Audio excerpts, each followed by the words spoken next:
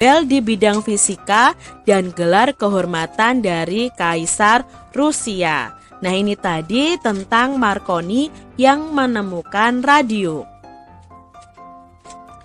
Tuliskan kembali apa sih manfaat yang kamu rasakan dari radio. Nah, dengan adanya radio kita bisa mendengarkan lagu, bisa mendengarkan berita-berita daerah, informasi penting, dan ceramah. Dalam bidang ekonomi, radio itu juga membawa banyak manfaat adik-adik. Apa saja ya manfaat radio dalam bidang ekonomi? Nah, dalam bidang ekonomi, radio itu bisa dimanfaatkan sebagai media informasi tentang harga bahan pokok dan sebagai media untuk iklan produk adik-adik. Jadi ada iklan melalui radio, itu bermanfaat sekali di bidang ekonomi. Selain radio, ternyata banyak sekali penemuan yang membawa perubahan masyarakat di bidang ekonomi. Coba adik-adik tuliskan penemuan-penemuan berikut dan manfaatnya yang dirasakan di bidang ekonomi. Pertama adalah penemuan tentang telepon ya adik-adik. Apa ya dampaknya di bidang ekonomi? Nah, dampaknya di bidang ekonomi, telepon ini sebagai alat komunikasi saat melakukan transaksi jarak jauh. Lalu bisa menghemat biaya transportasi saat transaksi karena tidak perlu tatap muka adik-adik. Dapat disewakan ke orang lain untuk mendapatkan penghasilan. Lalu dengan telepon ini kita bisa memesan barang dari tempat-tempat yang jauh tanpa harus bertatap muka.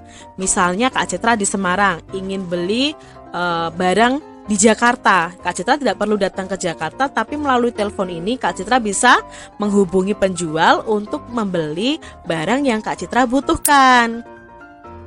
Lalu penemuan laptop dan internet nih adik-adik. Apakah ini berdampak di bidang ekonomi? Tentunya sangat berdampak adik-adik. Kita bisa mendesain poster untuk iklan dengan laptop ini. Lalu kita bisa mempromosikan produk melalui internet, menjual barang-barang melalui internet. Nah, sekarang era digital seperti ini, segala sesuatu sangat mudah adik-adik. Kita bisa belanja dari rumah dengan menggunakan laptop dan internet yang ada. Nah, kita bisa membeli barang di berbagai tempat ya, di berbagai daerah, bahkan di negara lain. Misalnya Kak Citra bisa membeli barang dari Singapura, barang dari Korea, barang dari Jepang. Itu bisa Kak Citra akses melalui internet dengan menggunakan laptop adik-adik. Jadi sekarang sangat mudah sekali adik-adik dengan adanya penemuan ini. Lalu penemuan mobil atau angkot ya adik-adik ya. Nah, ini apakah berdampak di bidang ekonomi? Tentunya berdampak juga karena ini sebagai mata pencaharian para sopir angkot. Nah, sebagai alat transportasi menuju pasar atau pusat perbelanjaan. Bisa untuk mengangkut barang yang akan dijual ya, terutama pedagang-pedagang di pasar itu bisa mengangkut barang dagangannya menggunakan angkot. Nah, ternyata beberapa penemuan tadi itu berdampak di bidang ekonomi. Apakah penemuan yang ada membawa perubahan yang besar dalam bidang ekonomi? Tentunya membawa adik-adik ya, membawa perubahan yang besar. Karena setiap kegiatan ekonomi tidak sepenuhnya dilakukan secara manual seperti dahulu. Jadi perlu adanya penemuan-penemuan baru yang bisa mempermudah dalam bidang ekonomi. Apakah penemuan yang ada membawa dampak positif dalam bidang ekonomi? Iya, karena kegiatan ekonomi menjadi lebih mudah dan cepat. Contohnya kita tidak perlu tatap muka untuk melakukan transaksi dengan orang lain ya, melalui aplikasi saja kita bisa membeli berbagai macam barang ya adik-adik ya. Selain itu jangkauan promosinya yang lebih luas dengan adanya internet. Makanya sekarang ada Tokopedia, ada Blibli.com, ada Bukalapak, ada Shopee dan lain sebagainya. Itu berdampak pada ekonomi. Apakah penemuan yang ada membawa dampak yang kurang baik di bidang ekonomi? Tentunya ada adik-adik ya. karena dapat disalahgunakan dengan tidak bertanggung jawab.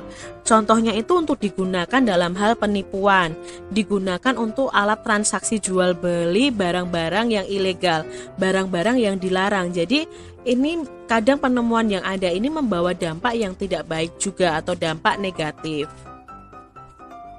Demikian tadi adik-adik pembahasan kita di mata pelajaran tematik kelas 6. Kita sudah belajar di tema 3, subtema 3 pembelajaran yang kelima ya. Nah, adik-adik bisa pelajari di buku kalian masing-masing. Terima kasih sudah menyaksikan video dari Kak Citra dan sampai jumpa lagi di video pembelajaran Kak Citra selanjutnya. Tuhan memberkati. Jangan lupa tekan tombol subscribe, lalu tekan loncengnya, tekan juga tombol like, lalu share ke media sosial kalian. Jangan lupa untuk ikuti media sosial Kak Citra. Terima kasih.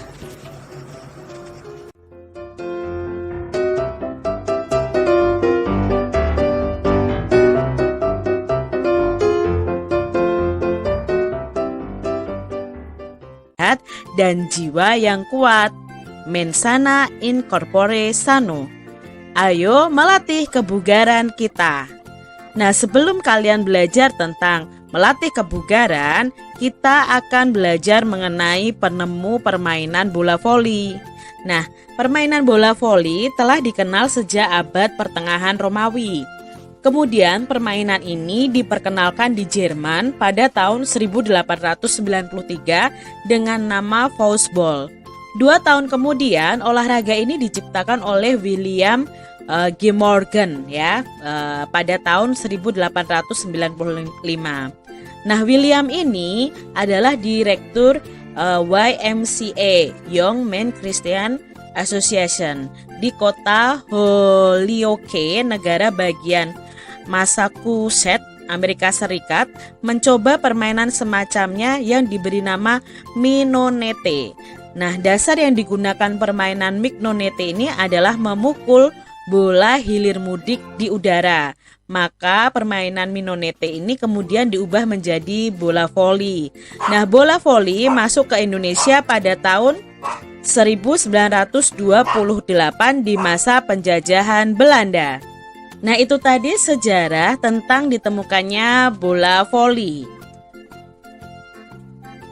Perhatikan 2 gerakan untuk melatih kebugaran. Kalian bisa melakukannya dengan teknik yang benar. Nah, untuk melatih kebugaran, kalian bisa melakukan skipping atau lompat tali ya adik-adik ya. Coba kalian bisa lakukan bersama dengan teman-teman kalian. Lalu untuk melatih kebugaran yang kedua adalah squat thrust. Nah, ini squat thrust ini mengubah posisi tubuh dari berdiri, jongkok, posisi sit up, jongkok, berdiri, dan seterusnya. Jadi diulang-ulang terus menerus. Nah, ini untuk melatih kebugaran kalian. Bayangkan seandainya Tuhan tidak memberi karunia akal dan kecerdasan pada para penemu. Apa yang akan terjadi adik-adik? Maka dunia atau bumi ini tidak akan menjadi seperti sekarang ini ya. Dimudahkan dengan segala penemuan yang ditemukan oleh para penemu-penemu. Misalnya tentang jalan raya ya. Jalan raya mungkin akan terjadi kekacauan kalau tidak ditemukannya lampu lalu lintas adik-adik. Jadi kita patut bersyukur karena Tuhan itu memberikan manusia itu akal dan kecerdasan. Cermati kembali kisah perjuangan Bapak Habibie. Pada pembelajaran sebelumnya kita sudah belajar dari perjuangan Bapak Habibie ini. Nah, Bapak Habibie ini termasuk salah satu penemu yang berasal dari Indonesia yang karya-karyanya sungguh luar biasa. Apa saja penemuan Habibie yang diakui oleh dunia internasional?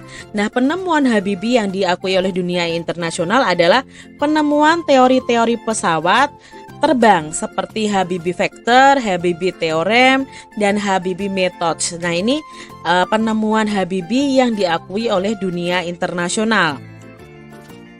Lalu, sikap apa yang dimiliki Habibie sejak beliau kanak-kanak hingga saat ini? Nah, beliau itu memiliki sikap disiplin, kerja keras, serta memiliki semangat dan tekad yang tinggi adik-adik. Apa yang dilakukan Habibie untuk menunjukkan sikap cinta tanah airnya? Nah, Habibie ini menunjukkan sikap cinta tanah airnya dengan mengharumkan nama Indonesia lewat penemuan-penemuannya. Lalu dia menjadi penasehat pemerintah di bidang teknologi pesawat terbang. Lalu menjadi Menteri Negara Riset dan Teknologi. Beliau lalu menjadi Wakil Presiden dan Presiden RI ketiga, serta mendirikan industri pesawat untuk kepentingan militer. Nah, ini Habibie tunjukkan sebagai rasa cinta tanah airnya kepada Indonesia. Adakah hubungan antara sikap hidup disiplin, kerja keras, dan bertanggung jawab dengan prestasi yang dicapai dalam hidup manusia?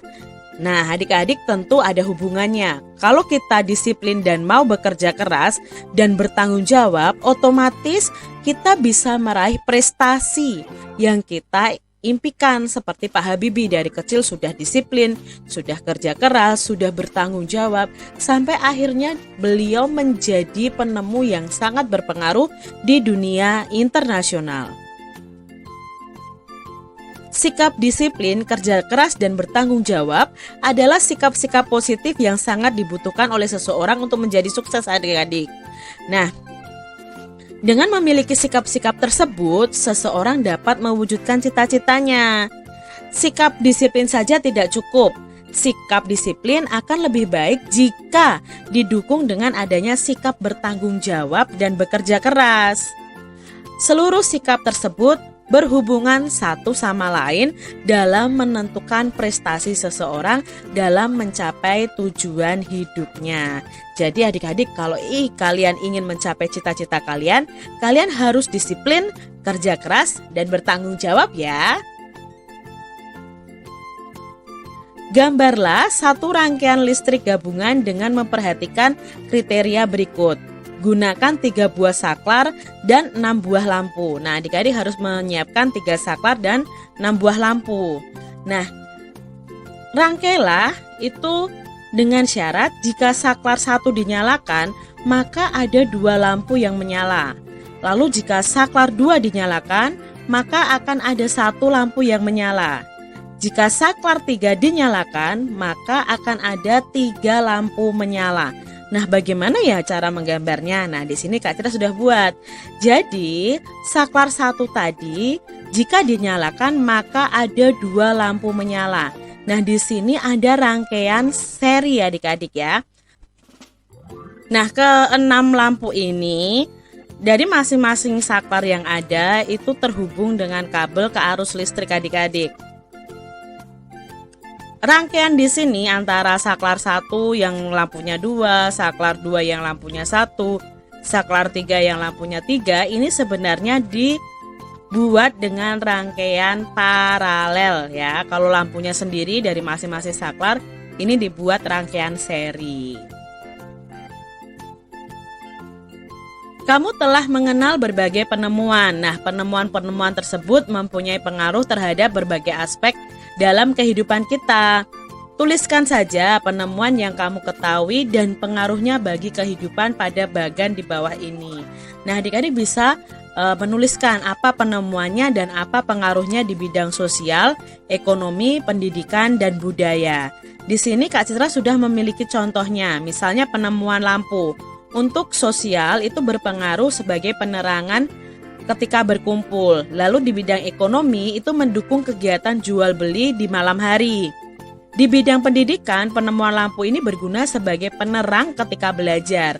Lalu manfaat lampu untuk budaya, di bidang budaya, manusia itu bisa berkreativitas di malam hari seperti menggelar pertunjukan. Nah, ini pengaruh dari penemuan di bidang sosial, ekonomi, pendidikan, dan budaya. Penemuan roda. Nah, untuk bidang sosial itu sebagai pendukung transportasi ketika ingin bertemu orang-orang. Lalu di bidang ekonomi pengaruhnya sebagai pendukung transportasi ketika ingin menuju pusat perbelanjaan. Lalu di bidang pendidikan itu sebagai pendukung transportasi ketika berangkat dan pulang sekolah. Nah, di bidang budaya dengan penemuan roda ini, manusia itu lebih cepat sampai ke tujuan. Karena manusia itu cenderung malas berjalan kaki adik-adik. Lalu di sini Kak Citra punya contoh lagi adalah penemuan televisi. Nah, di bidang sosial itu sebagai media hiburan ketika berkumpul.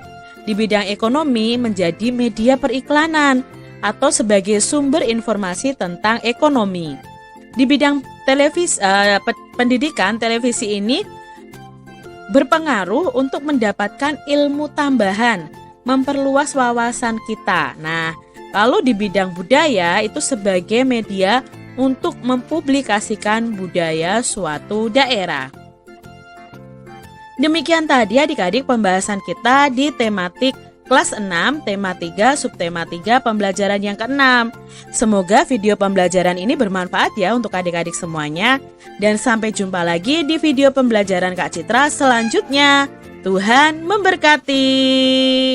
Jangan lupa tekan tombol subscribe, lalu tekan loncengnya, tekan juga tombol like, lalu share ke media sosial kalian.